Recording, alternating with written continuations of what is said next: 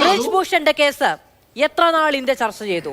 ഉന്നാവോ ചർച്ച ചെയ്തു, മണിപ്പൂര് ചർച്ച ചെയ്തു. അങ്ങനെ ചർച്ച ചെയ്യാത്ത ഒന്നുമില്ല. ഇതിൽ എത്ര നടപടി എടുത്തിട്ടുണ്ട് എന്നതൊരു ചോദ്യമാണ്.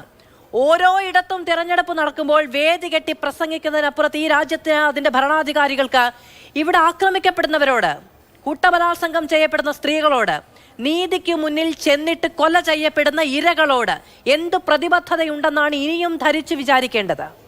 തീർച്ചയായിട്ടും ഇപ്പോൾ ശ്രീ ഷാബു പ്രസാദ് ഇവിടെ വീണ്ടും ഈ വിഷയം അറിഞ്ഞതിന് ശേഷം ഞങ്ങൾ അന്വേഷണം നടത്തും എന്നൊക്കെ പറയുന്നു. ഈ വിഷയം ആദ്യമായി BJPയുടെ സംസ്ഥാന ഘടകം അറിയുന്നത് ഡിസംബർ മാസം 8-ാം തീയതി 2023 വർഷത്തിലാണ്. അന്നാണ് നിങ്ങളുടെ പ്രാദേശിക നേതാവ് മാത്രമല്ല, അദ്ദേഹം ഒരു സംസ്ഥാന നേതാവാണ്.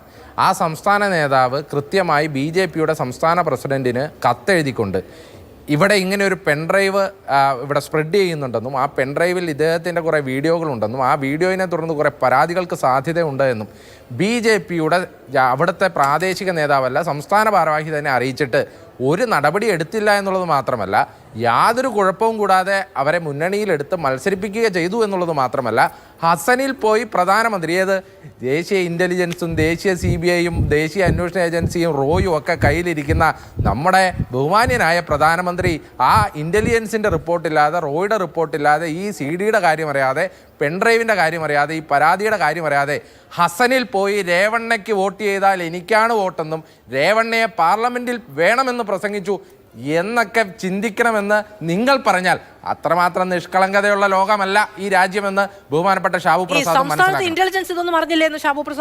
സംസ്ഥാനത്ത് ഇന്റലിജൻസ് ഇപ്പൊ ഈ നടപടി എടുത്തിരിക്കുന്ന ആരാണ്?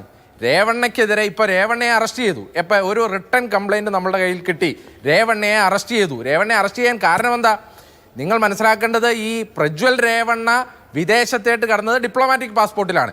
എങ്ങനെയാണ് കേന്ദ്ര സർക്കാരിൻ്റെ ഇമിഗ്രേഷൻ്റെ സഹായമില്ലാതെ ഡിപ്ലോമാറ്റിക് പാസ്പോർട്ട് ഉപയോഗിച്ചുകൊണ്ട് ഈ കൊടും പ്രതിക്ക് രാജ്യം വിടാൻ ഒരു സാഹചര്യം ഉണ്ടായതെന്ന് പരിശോധിക്കപ്പെടേണ്ട കാര്യമാണ്. അതവിടെ നിൽക്കട്ടെ. ഇനി ഈ വിഷയം ഇപ്പോൾ ഈ അച്ഛൻ രേവണ്ണ അറസ്റ്റ് ചെയ്യപ്പെട്ടത് ഈ വിഷയത്തിലല്ല. ഇവർക്കെതിരെ മൊഴി കൊടുത്ത അല്ലെങ്കിൽ പരാതി കൊടുത്ത ആ സ്ത്രീയെ കഴിഞ്ഞ 5 ദിവസമായി കാണാനില്ല. അവരെ കിഡ്നാപ്പ് ചെയ്തു എന്ന് പറഞ്ഞ് ഇവരുടെ വീട്ടുവേലക്കാരിയായിരുന്ന സ്ത്രീയുടെ മകൻ കൊടുത്ത പരാതിയിലാണ് ഇപ്പോൾ ഈ അച്ഛൻ രേവണ്ണ അറസ്റ്റിലായിരിക്കുന്നത്. മകൻ രേവണ്ണയും അച്ഛൻ രേവണ്ണയും ഉൾപ്പെടെയുള്ളവർ ഈ സ്ത്രീയെ പീഡിപ്പിച്ചു എന്നുള്ളതാണ് അവരുടെ മൊഴിയും അവരുടെ പരാതിയും ഇരിക്കുന്നത്. അതും മാത്രമല്ല ഷാബു പ്രസാദ്, ഈ വിഷയം അങ്ങനെ നിസ്സാരവൽക്കരിക്കുന്ന ഒന്നല്ല. ഈ രാജ്യത്ത് ഇങ്ങനെ ഒരു വിഷയം ഉണ്ടായിട്ടില്ലെന്നേ. 400ഓളം സ്ത്രീകളാണ് പരാതിയുമായി ദേശീയ വനിതാ കമ്മീഷന്റെ മുമ്പിലെത്തിയത്. 700 പേജുള്ള പരാതി എഴുതി കൊടുത്തേ ഈ ദേശീയ വനിതാ കമ്മീഷന്റെ അധ്യക്ഷ. ഇവിടെ ആരെങ്കിലും എന്തെങ്കിലും ഉണ്ടായാൽ അപ്പം ചെന്ന് BJPക്ക് എന്തെങ്കിലും രാഷ്ട്രീയ ലാഭം ഉണ്ടാക്കാൻ പറ്റുമോ എന്ന് ശ്രമിക്കുന്ന ആ അധ്യക്ഷ ഈ വിഷയത്തിൽ അങ്ങോട്ടൊന്നും എത്തി നോക്കിയിട്ടില്ല എന്നേ. സ്മൃതി ഇറാനി ഈ നാട്ടികയുടെ മുമ്പ് മുഴുവൻ നിന്ന് പ്രസംഗിക്കുന്നുണ്ടല്ലോ. നിങ്ങൾ സന്ദേശകാലി വിഷയവുമായി ബന്ധപ്പെട്ട് ബംഗാളിൽ ചെന്നിട്ടുണ്ടായിരുന്നല്ലോ, വലിയ സമരങ്ങൾ നടത്തിയിട്ടുണ്ടായിരുന്നല്ലോ. ഇനി ഒക്കെ പോട്ടെ, ഒന്ന് തള്ളിപ്പറയാൻ സർ, ഈ വനിതാ നേതാക്കന്മാർക്കൊന്ന് തള്ളിപ്പറയാൻ സാധിച്ചിട്ടില്ലാന്നേ ഈ രേവണ്ണയെ. 3000-ഓളം വീഡിയോകൾ, ഏതാണ്ട് 400ഓളം സ്ത്രീകളെ, അത് റേപ്പാണ്.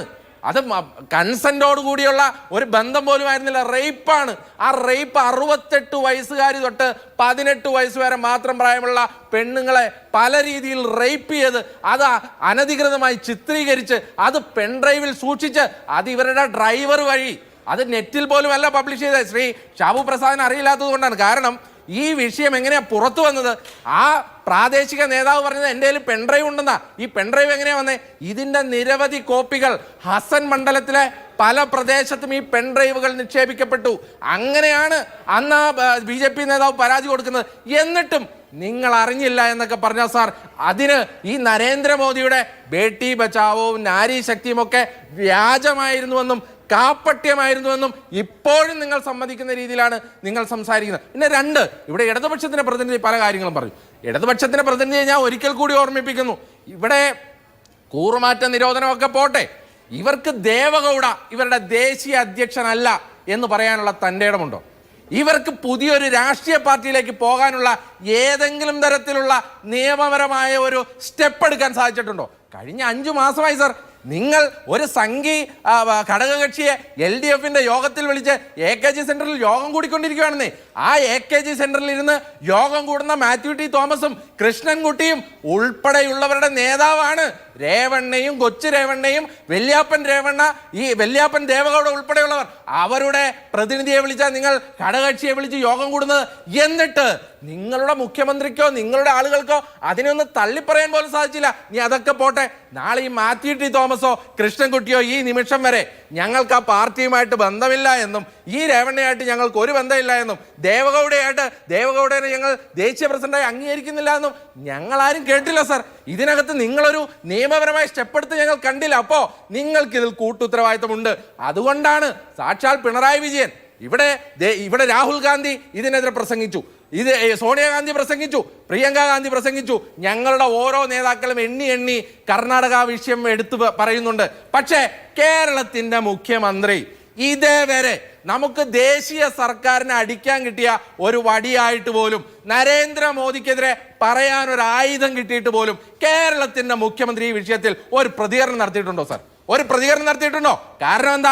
സംഘി ഘടകകക്ഷിയെ കൂടെ ചേർത്തിരുത്തി ഇനി പ്രതികരണം നടത്തിയാൽ നരേന്ദ്രമോദിക്ക് അനിഷ്ടമുണ്ടായാൽ അത് തനിക്കും ബാധിക്കുമെന്നുള്ള ഉൾഭയം കൊണ്ടാണ് കേരള മുഖ്യമന്ത്രിക്ക് പ്രതികരണം നടത്താൻ പറ്റാത്തത്. അതുകൊണ്ട് വളരെ കൃത്യമാണ്, ഇതിനകത്ത് നിങ്ങൾക്ക് ഉത്തരവാദിത്വം.